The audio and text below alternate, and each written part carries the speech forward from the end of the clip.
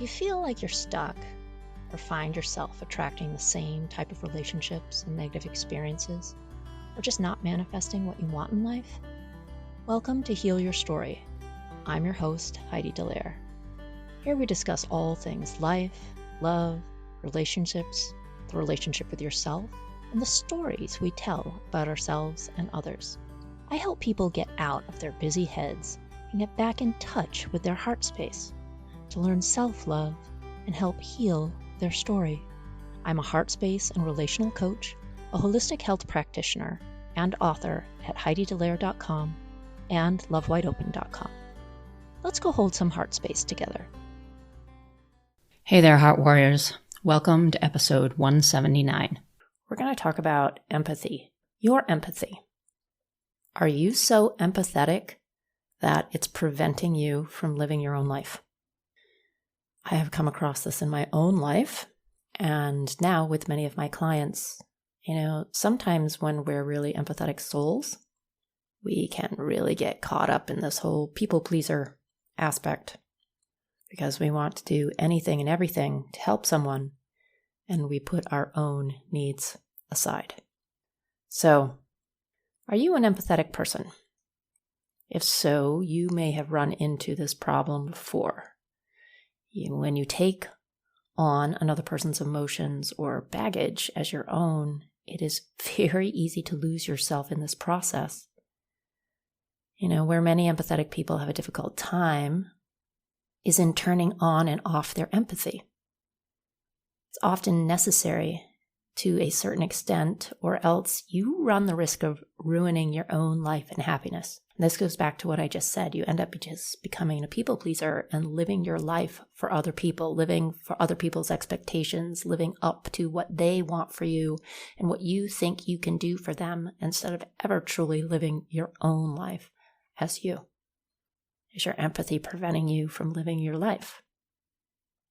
As empathetic people, we're able to better maintain relationships. We deeply understand people on a level that others cannot even fathom. And most of all, we're able to comfort and help people in amazing ways. But when we are unable to find healthy boundaries for our empathy, these other people and our own unhealthy boundaries can take control of our lives and our emotions. We can even destroy our closest relationships when our loved ones see we are inflicting harm upon ourselves by being unable to turn the empathy off. We tend to give too much of ourselves. We really tend to give ourselves away. We give until there's absolutely nothing left to give. And then what happens sometimes? We, as the empathetic ones, become very resentful because we haven't even realized that we have done this to ourselves. We have 100% given ourselves away. So because this is such a common trait among empaths have a difficult time building boundaries for themselves. They struggle and fight to contain their empathy. And many cannot. The emotions are too strong. There are things you can do that will help you control these emotions and behaviors. Once you're able to do that, you'll be able to enjoy the abilities to their fullest potential. So, what are 3 ways to keep your empathy in check? This episode is brought to you by the Weather Channel app.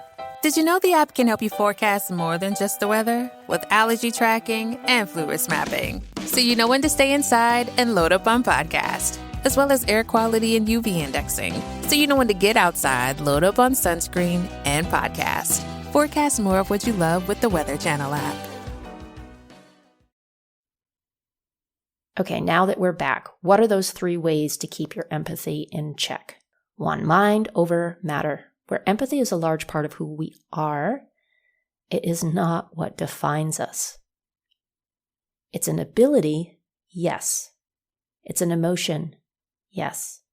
It is a powerful source of understanding, absolutely.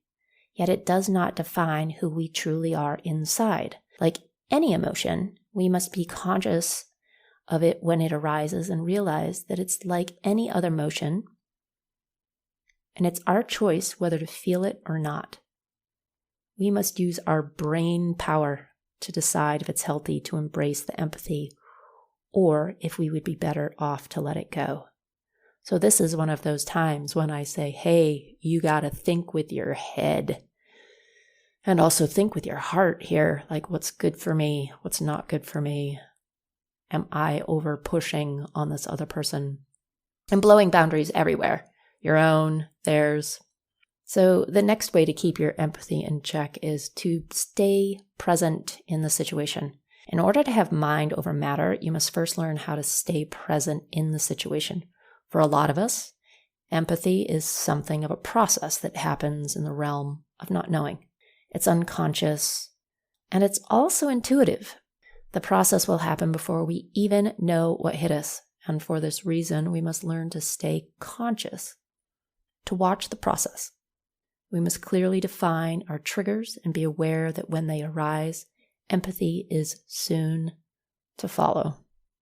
Empathy is a powerful source, and we are much better off learning how to yield it than we are allowing it to take over our lives. The third way to keep empathy in check is learning how to control our emotions. Like anybody else, empaths must learn to control their emotions. But I think especially empaths. And why is that? Because they feel their own emotions to a great extent, and the emotions of others to a great extent. It is an emotional overload.